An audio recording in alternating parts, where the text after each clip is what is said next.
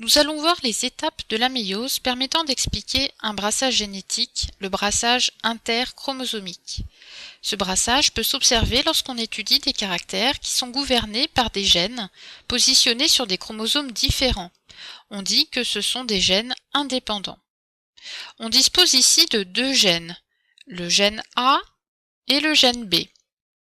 Chacun d'entre eux existe sous deux formes alléliques, grand A petit a et grand B petit b. Le génotype et le phénotype de la cellule sont indiqués en bas à droite.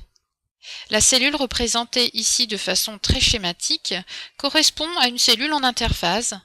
C'est vrai que la représentation des chromosomes est sous forme décondensée, mais c'est pour plus de lisibilité. On a représenté la cellule diploïde en prophase 1. Chaque chromosome contient maintenant deux chromatides puisque la réplication avait eu lieu pendant l'interphase.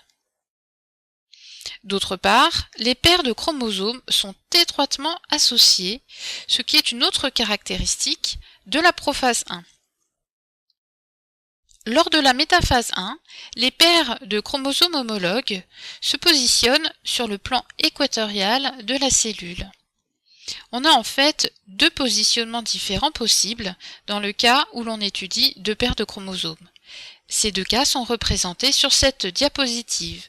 Le premier cas, le deuxième cas.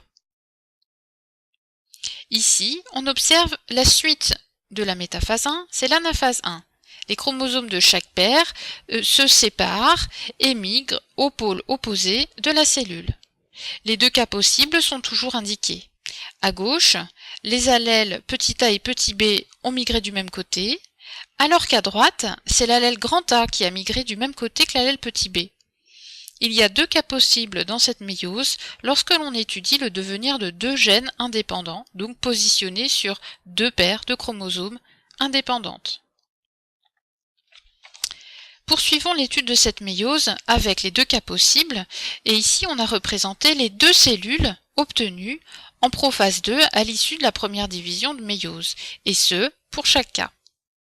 Soit grand A et grand B sont les deux allèles associés, soit c'est petit a, petit b. Ça, c'est le premier cas de figure. Dans le deuxième cas de figure, on a un mélange des allèles, grand A avec l'allèle petit b, l'allèle petit a étant avec l'allèle grand B. On remarque que les chromosomes sont toujours constitués de deux chromatides qui se sépareront en anaphase 2. On a représenté ici le bilan de la méiose, les 4 cellules obtenues en télophase 2. Notez qu'il y a toujours les deux cas possibles. À gauche, on a une association grand A grand B et une association petit a petit b. Dans l'autre cas, l'association c'est grand A petit b et petit a grand B.